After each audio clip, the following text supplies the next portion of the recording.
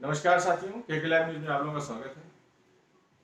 Corona इतना भयावह होगा किसी ने सोचा भी नहीं था और कोई इतना अंदाजा भी नहीं लगा पाया था कि इतना आक्रामक हो जाएगा और नई नई बीमारियां पैदा करता रहेगा। अभी आप लोग सुन ही रहे हैं, शहरों से इसने पलायन पूरी तरीके से किया नहीं है और कोरोना गांवों में ऐसा विकराल रूप ले चुका है, गांवों की तरफ ऐसा एक खतरनाक रूप ले चुका है कि अभी थोड़ा सा चैन शहर के शमशान घाटों को मिला ही था कि गांवों के शमशान घाटों में ये हाल हो गया है कि लोगों के पास लकड़ी नहीं बची है जलाने के लिए, तो लोग दफना रहे हैं। गंगा नदी के किनारे शमशान की जगह कब्रिस्तान ही नजर आ रहा है, कब्रिस्तान में तब्दील हो गया है सारा शमशान। सवाल ये खड़ा होता है कि सरकार ने गांवों की तरफ कितना ध्यान दिया है। कागजी आंकड़े तो बहुत हैं कि जांच हो रही है, दवाएं चल रही हैं, सब कुछ चल रहा है, मगर आप लोग चैनलों में भी देखते होंगे, ग्राउंड रिपोर्ट चैनलों की, कि वहां पे जो सरकारी अस्पताल हैं उनकी क्या दशा है और क्या दुर्दशा है, क्या रियलिटी है, ये सभी आप लोग अच्छी तरीके से जानते होंगे अगर आप लोग गांव से जुड़े हुए हैं। हालांकि गांव से ऐसा कोई शख्स नहीं जो ना जुड़ा हो, हर कोई गांव से जुड़ा होता है। अगर आप लोग अपने अपने गांवों की दशा देखेंगे तो आपको खुद समझ में आ जाएगा क्या सच है क्या झूठ है।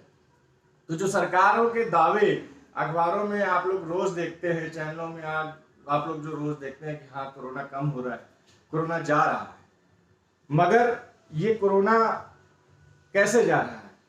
मौतों का ग्राफ उतना ही है, पॉजिटिविटी रेट कम हो रहा है, इसका मतलब जांचें भी कम हो रही हैं। हाईकोर्ट ने इस पर संज्ञान भी लिया, कई राज्यों की हाईकोर्ट ने इस पर संज्ञान लिया और सरकारों ने माना भी कि हाँ हमने जांचें कम की हैं, जांचों के स्तर को हमने नीचे कर दिया है। तो क्या जांच कम करने से या जांच ना करने से ये बीमारी खत्म हो जाएगी? नहीं खत्म होगी। हम लोग लगे हुए हैं किसमें? टीका लगवाइए, सब कुछ लगवाइए, टीका लगवाना चाहिए, मगर कुछ चैनलों ने ऐसा एक मुहिम बना लिया है कि कोई किसी के हॉस्पिटल के डायरेक्टर को बैठाएगा, कोई किसी के हॉस्पिटल के डॉक्टर को बैठाएगा, कहीं मेदांता के डॉक्टर को बैठाया जा रहा है, कहीं मैक्स के डॉक्टर को बैठाया जा रहा है और उनसे पूछा जा रहा है कि क्या करना चाहिए। तो डॉक्टर्स अपनी अपनी राय देते हैं कि ये दवा खाओ, वो दवा खाओ, ऐसी दवा मत खाओ, ऐसी दवा मत खाओ, तो लोग उसी की तरफ पीछे पीछे भाग जाते हैं। तो भागने से क्या होगा? बीमारी सही होगी? नहीं होगी। अभी तक कोई भी हल नहीं निकल पाया है बीमारी का।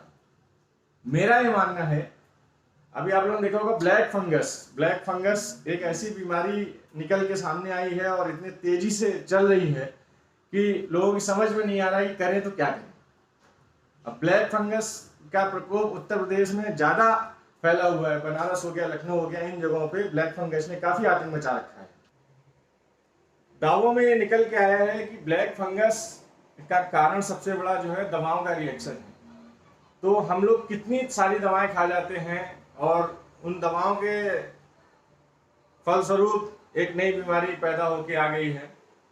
तो मेरा ये मानना और आप लोगों से गुजारिश है, कहना ही है कि थोड़ा भ्रम जाल में मत फंसें और भ्रमित करने वाले लोगों से बचें और अल्टीमेटली मास्क, सैनिटाइजर और 2 गज की दूरी, जो कि बहुत ज़रूरी है।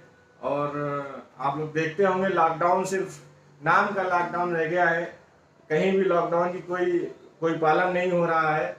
मार्केट सिर्फ लॉकडाउन दुकानों के लिए है, दुकानें बंद हैं, बाकी सड़कों पे लोग ऐसे ही निकलते हैं, भीड़ ऐसे ही इकट्ठा होती है।